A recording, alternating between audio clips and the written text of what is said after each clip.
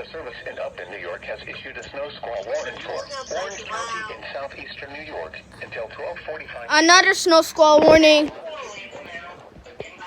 Orange. They issued it for Orange, New York. Orange, New York. Just walk outside one last time. Hold up.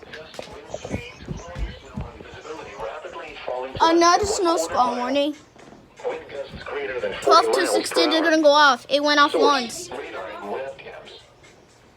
Wait, hold up. And life-threatening travel conditions are expected to develop rapidly in the warning area. Hold up. Locations impacted include Newburgh, Middletown, Fort Jervis, Monroe, Walden, West Point, Warwick. I'm gonna take some radios to the room. New Windsor, Gardnertown, Chester, Montgomery, Greenwood Lake, and Florida. Yo. Consider avoiding or delaying travel until the snow squall passes your location.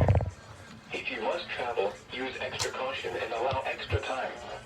Rapid changes in visibility and slip road conditions may lead to accidents. It could be a double header. No, it's not. Coastal waters forecast from Sandy Hook, New Jersey to Fire Island Inlet. Wow, another one.